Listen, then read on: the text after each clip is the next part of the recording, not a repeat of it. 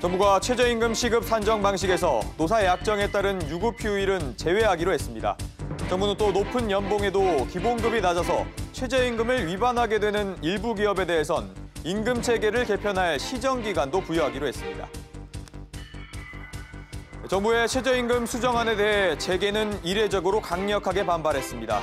재계는 아무런 의미가 없는 방안이라며 최저임금 시급 임금 산정 시 약정 휴일 시간과 약정 휴일 수당을 제외한 것은 타당하지 않다고 비판했습니다.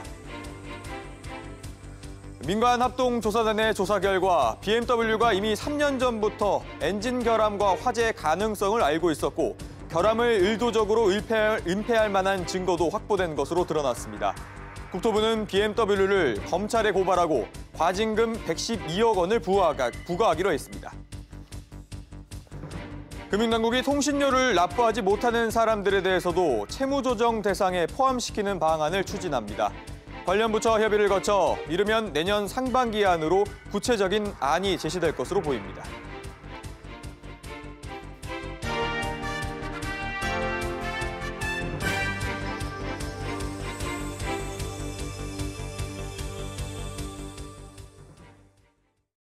여러분 안녕하십니까? 최저임금의 근거가 되는 근로시간에 유급휴일을 넣을지 말지를 놓고 정부와 재계가 적잖은 시각차를 보였는데요. 정부가 논의 끝에 최저임금 산정 기준이 되는 약정휴일 수당과 시간을 제외하기로 결정했습니다. 첫 소식, 김환진 기자입니다. 정부는 이낙연 국무총리 주재로 국무회의를 열고 최저임금법 시행령 개정안을 논의했습니다. 당초 국무회의에 상정된 개정안은 근로기준법상 주휴수당을 일주일에 1회 이상 주도록 돼 있는데 이 시간도 임금 산정에 포함시킨다는 게 골자였습니다. 예를 들어 하루 8시간씩 주 5일 근무할 경우 실제 일한 시간은 한 달에 174시간이지만 유급휴일 하루 8시간을 포함하면 209시간으로 늘어납니다. 이를 바탕으로 내년도 최저임금 8,350원을 적용하면 월급은 148만 원에서 174만 원으로 많아집니다. 그런데 노사 합의로 일주일에 하루가 아닌 이틀씩 유급휴일을 주는 대기업에 갈등의 불이 떨어졌습니다. 현대자동차나 현대모비스 등이 대표적인데 이들 회사는 기존 유급휴일인 일요일과 함께 토요일 8시간도 유급휴일로 정했습니다. 이 경우 실제 일한 시간에 유급휴일을 더하면 최저임금 산정 기준 시간은 243시간이 됩니다. 정부는 논의 끝에 노사 약정에 의한 유급휴일, 즉 토요일 근로시간과 수당은 모두 최저임금 시급 산정 방식에서 제외하기로 결정했습니다.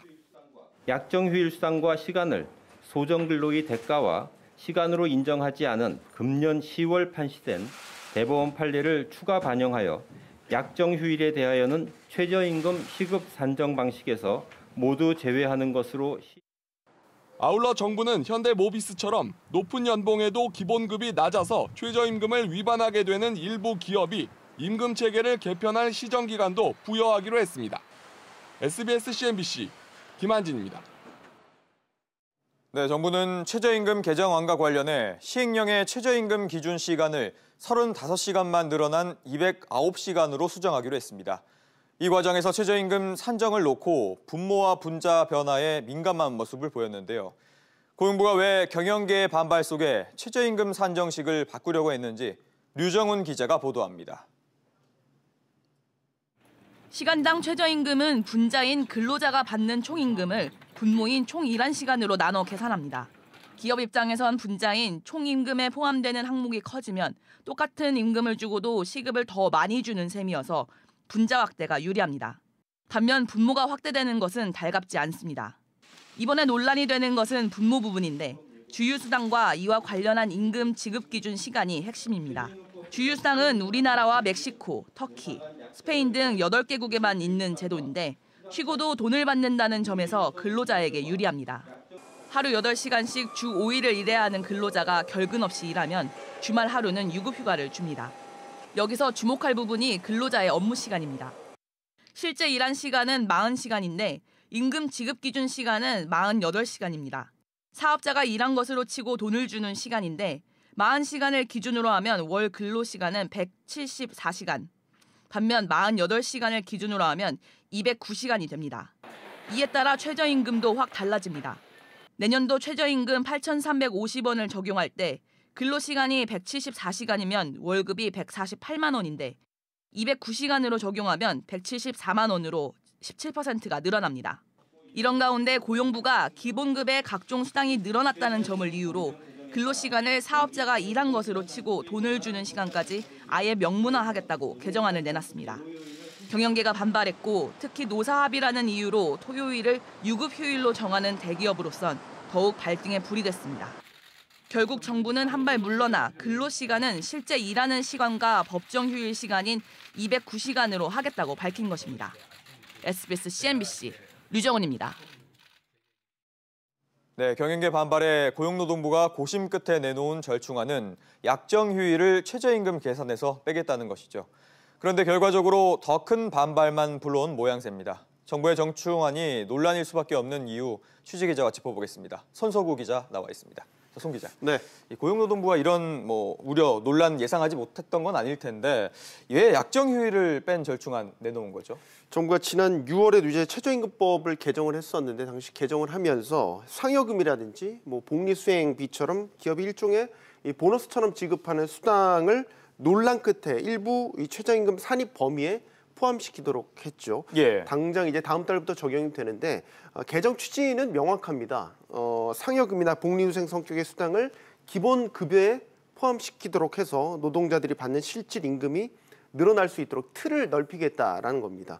수당은 이제 기업들이 상황에 따라서 고무줄처럼 늘렸다가 줄였다가 할 수 있는 것이죠. 하지만 기본 급여가 올라간다는 것은 노동자들 입장에서는 받을 수 있는 임금의 하단이 이제 튼튼해지는 그런 효과를 거둘 수 있다라고 보는 것이죠. 네, 그럼 이번 절충안 역시 큰 방향성은 동일하다 이렇게 봐야 되겠죠? 그렇습니다. 당초 고용부 원안을 보게 되면요, 법정휴일과 또 약정휴일 모두를 이 최저임금 산정에 포함시키겠다라는 게 원안이었죠. 하지만 기업들이 이제 감당할 수 없는 임금 부담이 초래될 것이다라고 경영계가 강력히 반발을 하자 이 중에서 이제 약정휴일만을 제외시키는 그런 절충안을 내놓게 된 것입니다. 예. 하지만 기본적으로 이 주휴수당을 최저임금 계산식에 포함을 시킴으로써 일단 노동계 요구를 기본적으로 수용한 결과라고 볼 수가 있겠습니다. 단순하게만 본다면 임금체계 개편이라는 방향성은 유지를 하면서 경영계 반발을 의식해서 반보 정도 후퇴한 그런 모양새를 취한 것이라고 볼 수 있겠습니다. 네, 그런데 결과적으로 보면 더 큰 화만 불러온 것 같거든요. 지금 두 가지 측면에서 경영계는 발끈하고 있다고 볼 수 있겠습니다.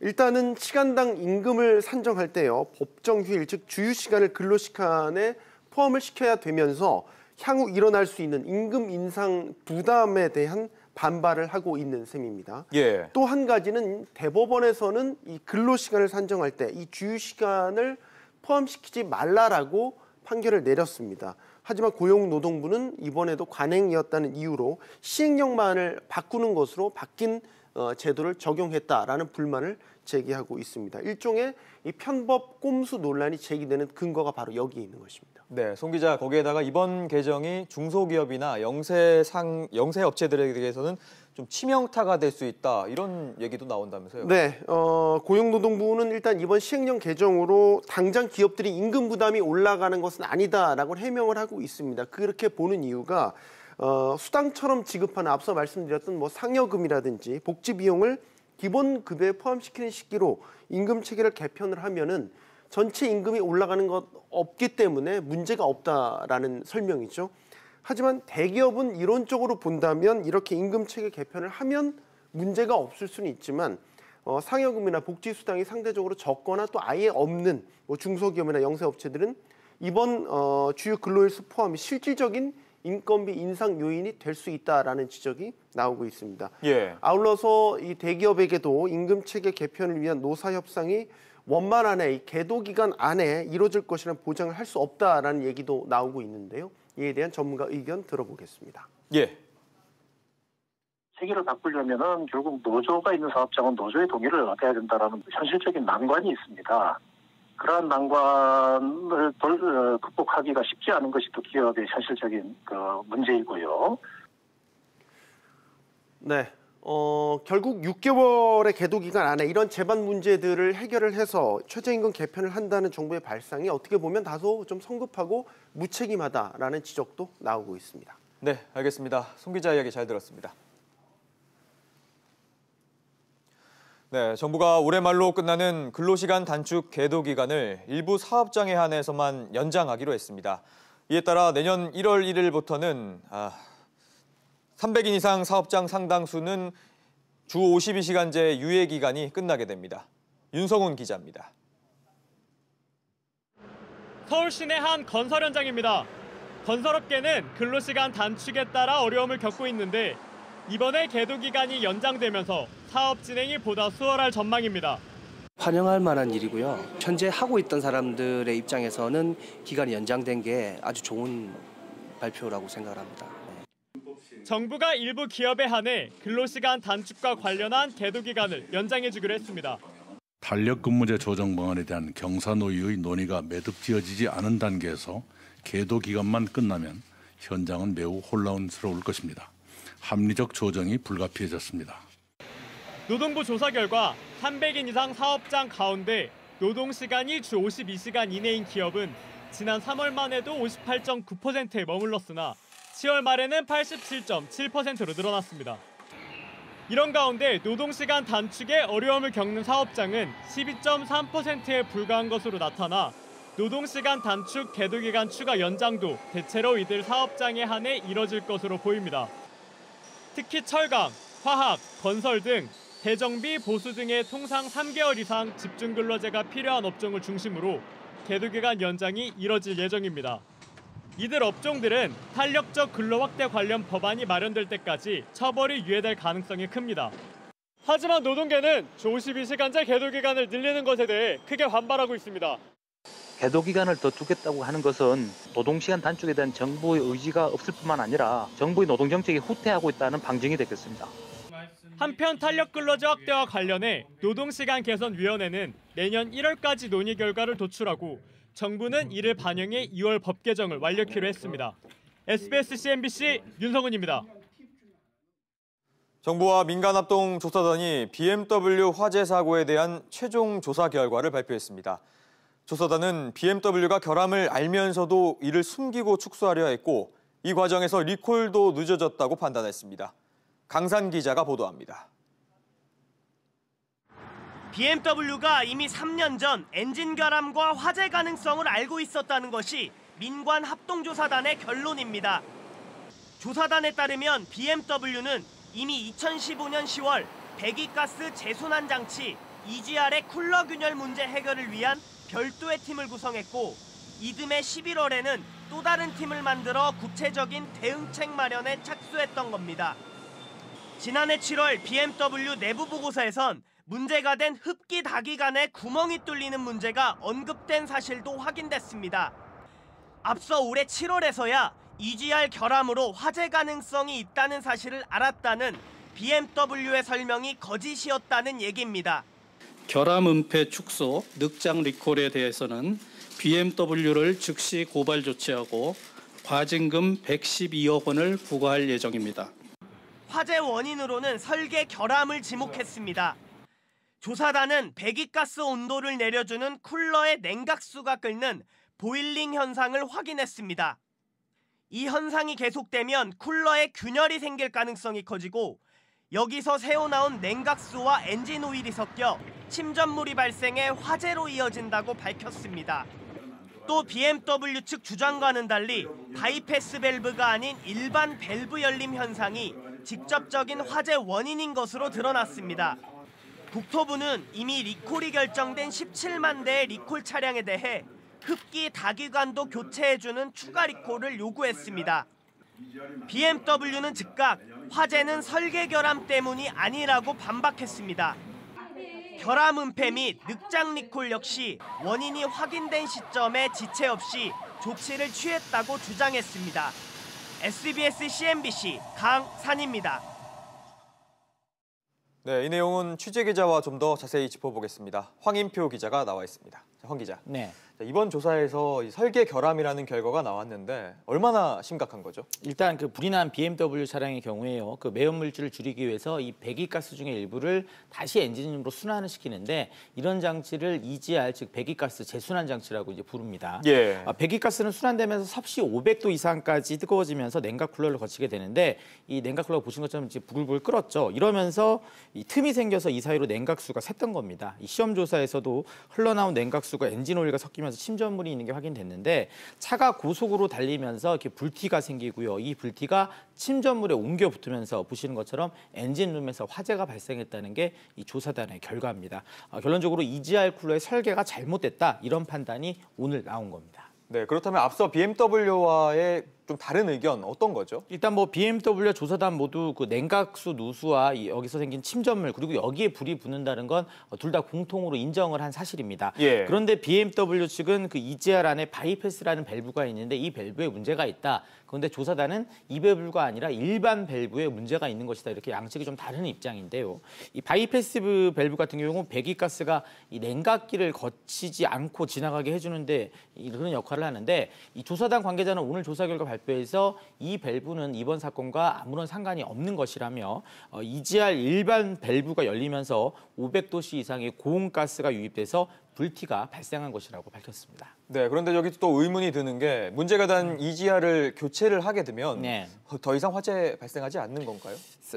문제가 완벽히 해결되지 않는다는 게 그 조사단의 결론이었는데요. 현재 이제 순환되고 있는 그 배기가스의 양을 줄이거나 아니면 이 양을 줄이지 못한다면 그 EGR이 이를 잘 처리할 수 있도록 부품을 좀 개선한다든가 그렇게 해야 된다는데 둘 다 지금 좀 쉽지 않기 때문에 좀 어렵다 이런 결론이 나왔습니다. 예. 결국 같은 설계로 만든 엔진을 달고 있는 차량은 리콜 이후에도 같은 문제가 반복될 수 있다 이런 뜻인데요. 이 때문에 오늘 BMW 측이 설계 결함이 아니라고 강력하게 주장하기도 했었습니다. 네, 어쨌든 오늘 정부가 BMW 측에 형사 고발도 하고 이 과징금 112억 원도 부과를 했잖아요. 이걸로 끝나는 겁니까? 일단 그 과징금 같은 경우에는 지난 2015년에 개정된 법에 따라서 그 문제가 된 차량 중에 일부의 그 매출액 1%만을 따져서 매긴 건데요. 예. 현재 국회에 개정안이 제출된 상태인데 개정안에 따르면 문제가 된 모든 차량의 매출액 3%를 과징금으로 잡고 있습니다. 만약 국회에서 이 개정안이 통과됐더라면 BMW의 과징금이 오늘 나온 112억 원이 아니라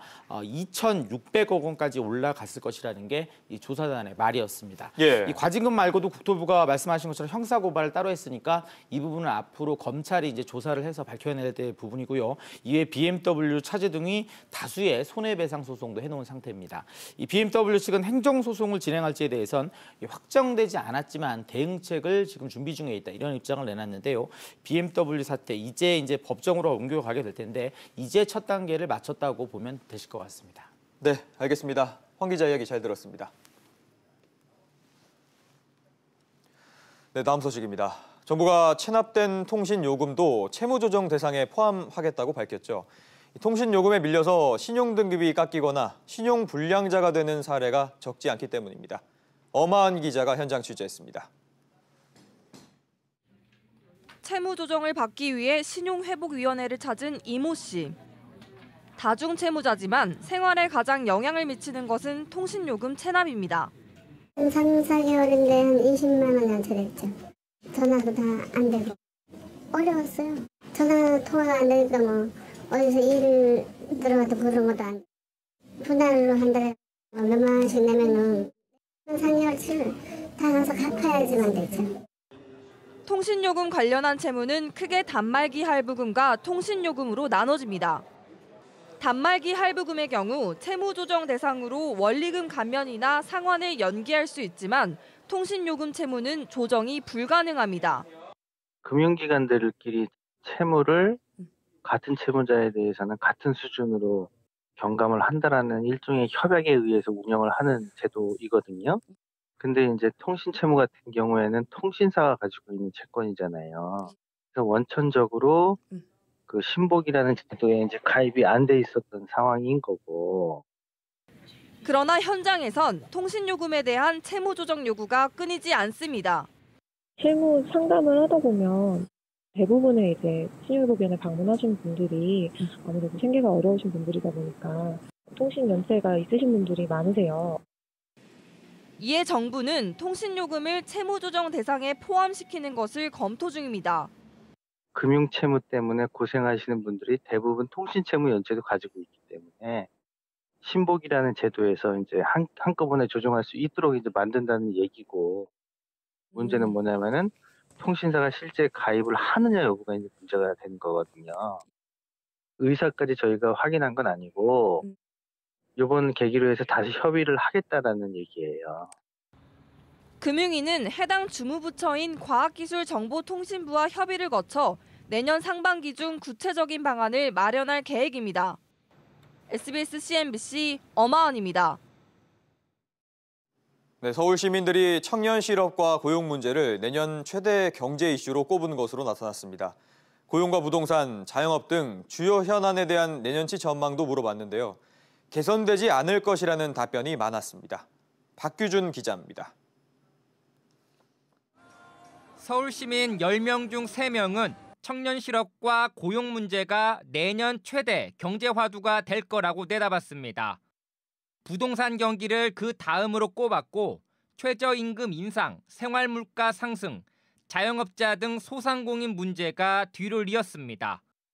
서울 시민들은 대체로 내년 경제 이슈가 올해보다 크게 나아지기는 힘들 것이라고 전망했습니다. 주요 경제 이슈 13개에 대한 내년 전망을 물었는데 이 중 4차 산업혁명 대응을 제외한 12개는 지금보다 더 안 좋아질 것이라고 응답했습니다. 이 중 가장 개선이 힘들 것이라고 본 문제는 소득 양극화였습니다. 소득 양극화라는 게 노동시장이라든지 산업구조라든지 사회적 어떤 여러 가지 문제들이 섞여진 결과물이기 때문에 소득을 보존해준다. 예를 들면은 그런다고 쉽게 해결되는 문제가 아니라 경제 체질이 바뀌어야 되거든요. 구조가. 단기적인 문제가 아니라. 올 4분기 서울 시민들 체감 경기도 하락세를 보였습니다. 체감 경기를 대표하는 소비자 태도 지수는 전분기 대비 1.5포인트 하락했는데 올 들어 4분기 연속 기준치를 밑돌았습니다. 4분기 주택 구입 태도 지수와 내구재 구입 태도 지수 모두 전분기보다 떨어졌습니다. 특히 주택 구입 태도 지수는 60대를 제외한 모든 연령층에서 하락했고 연령층이 낮을수록 낙폭이 컸습니다. 이번 조사는 지난달 8일부터 20일까지 서울 지역 1013가구를 대상으로 설문조사한 결과입니다. SBS CNBC 박규준입니다. 현재 2개인 인터넷 전문 은행이 최대 4개로 늘어납니다. 어떤 업체가 신규 사업자에 도전할지 벌써부터 관심이 모아지고 있습니다. 정윤영 기자가 보도합니다. 금융위원회가 새로운 인터넷 전문은행 인가를 추진합니다. 내년 1월 심사 기준을 발표하고 3월 신청 접수를 받습니다. 5월 중에는 심사 결과를 발표할 계획입니다. 이에 따라 2020년 상반기에는 새로운 인터넷 전문은행이 고객을 맞을 것으로 보입니다. 유력 후보로는 네이버가 거론되고 있습니다. 규제라는 걸림돌도 없습니다. 인터넷 전문은행법 시행에 따라 ICT 주력 기업은 내년부터 보유 지분을 10%에서 최대 34% 확보할 수 있기 때문입니다. 네이버는 이미 해외에서 자회사 라인을 통해 인터넷 전문은행에 뛰어드는 등 금융시장 진출에 나서고 있습니다. 또 포털 가입자 4,600만, 페이 가입자 2,400만 명을 보유하고 있는 만큼 시장 장악에도 유리할 것으로 보입니다. 경쟁사 카카오가 4,300만 카카오톡 가입자를 배경으로 자리를 잡은 경험이 있기 때문입니다. 지난 2015년 첫 인가에 도전했다 고배를 마신 인터파크. 온라인 금융 플랫폼을 갖고 있는 키움증권도 유력 후보로 꼽히고 있습니다. 두 인터넷 은행이 이제 들어서서 다른 은행들도 모바일 뱅킹에 박차를 가하고 많은 상품을 출시하고 있거든요. 인터넷 추가로 되면서 우리나라 금융사들이 빠른 속도로 모바일 뱅킹 중심으로 재편될 것으로 생각을 하고 있습니다. 카카오와 K뱅크에 이어 새로운 인터넷 은행이 가세할 경우 금융과 IT 업계의 변화에도 적지 않은 파장을 미칠 것으로 예상됩니다. SBS CNBC 정윤영입니다.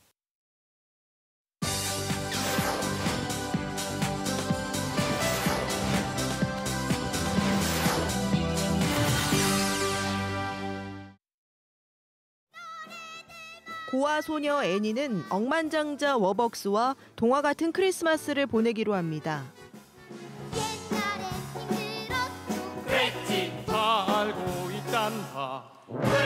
생각하기도 싫어.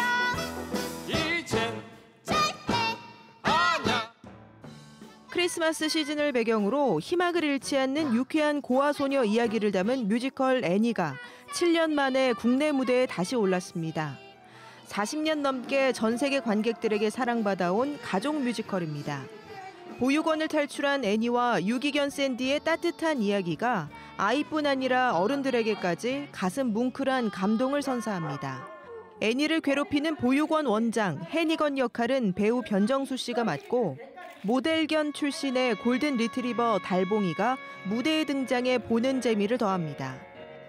드라마 안에서의 그 약간 좀 캐릭터를 미스 해니건하고 비슷한 캐릭터들이 많았기 때문에 그 역할을 하면서 좀 재밌게 할 수 있겠다 생각했는데. 크리스마스 스테디셀러 발레 호두까기 인형도 찾아왔습니다. 동화책을 펼쳐놓은 듯한 환상적인 무대 위 춤의 향연으로 볼거리가 풍성합니다.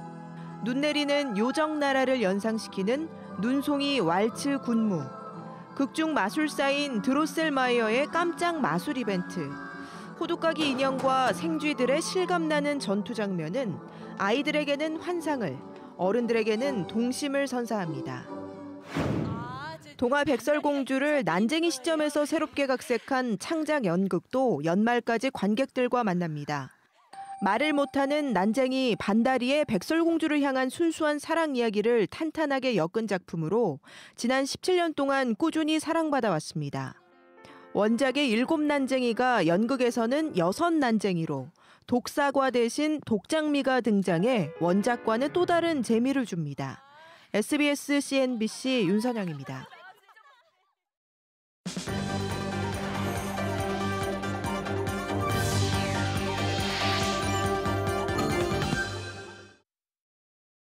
심야 시간대 택시 수요가 많은 서울 강남과 종로, 홍대 일대에서 승차 거부 없는 택시가 시범 운영되고 있습니다. 이달 말까지 매일 밤 11시부터 다음 날 오전 1시까지 SKT 티맵 택시 앱을 이용해 호출 지점에서 가장 가까운 거리의 택시가 강제 배차되는 방식입니다. 금융감독원이 금융거래 실명 확인 의무를 위반한 하나은행 지점에 과태료를 물리는 등 제재를 결정했습니다. 하나은행 물금 신도시 지점은 한 명의인의 모친이라고 주장하는 이가 명의인을 대리해 총 5건, 1,300여만 원의 계좌를 개설할 때 대리인이 명의인을 대리할 권한이 있는지 제대로 확인하지 않고 업무를 처리했습니다. 현행법상 은행 지점은 주민등록증 등 실명 확인 증표와 본인의 위임장을 제시해야 계좌를 개설해 줄 수 있습니다. 내년 7월부터 장애 등급제가 폐지됩니다. 보건복지부는 장애인복지법 시행령과 시행규칙을 개정하고 내년 7월 1일부터 시행한다고 밝혔습니다. 이에 따라 현재 1등급에서 3등급은 장애 정도가 심한 장애인, 4등급에서 6등급은 심하지 않은 장애인으로 단순화하고 개인별 맞춤형 서비스 지원을 강화할 방침입니다.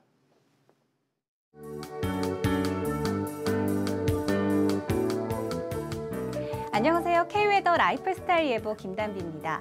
성탄절인 내일 다행히 큰 추위는 없겠지만 화이트 크리스마스를 기대하기는 어렵겠습니다. 전국이 대체로 맑다가 차차 흐려지겠고요. 서울과 경기 서부, 충남 서부에는 밤사이 비 또는 눈이 내리겠지만 그 양이 적겠습니다. 내일 서울의 아침 기온 영하 2도, 낮 기온은 6도로 평년 기온을 웃돌겠습니다. 내일 밤사이 예상되는 눈의 양은 서울과 경기 서부, 충남 서부에 1cm 내외로 흩날리는 정도가 되겠고요. 비의 양은 5mm 미만으로 적겠습니다. 내일은 남부지방에 위치한 고기압의 영향을 받다가 북쪽을 지나는 약한 기압골의 영향을 받겠는데요. 한편 국내외에서 유입되는 대기오염 물질의 영향을 점차 받으면서 서쪽 지방은 초미세먼지 농도 한때 나쁨 단계를 보이겠습니다. 중부지방 서울과 인천, 수원은 저녁에 비 또는 눈이 내리겠고요. 인천의 낮 기온 6도, 춘천 4도로 평년보다 온화하겠습니다. 동해안 속초의 아침 기온 영하 2도, 낮 기온은 7도가 되겠고요. 강릉은 영하 1도에서 시작해서 8도까지 오르겠습니다. 남부지방 광주와 전주의 아침 기온 영하 4도가 예상되고요. 낮 기온은 전주와 대구 6도, 부산은 10도가 되겠습니다. 목요일부터는 북서쪽에서 찬 공기가 내려오면서 당분간 강한 추위가 지속되겠는데요. 한낮에도 기온이 영하권에 머물며 한파의 기세가 매섭겠습니다. 주 후반에는 충남과 전라도, 제주도에 눈 또는 비가 내릴 전망입니다. 날씨였습니다. 뉴스프리즘 여기서 마치겠습니다. 편안한 밤 보내시기 바랍니다.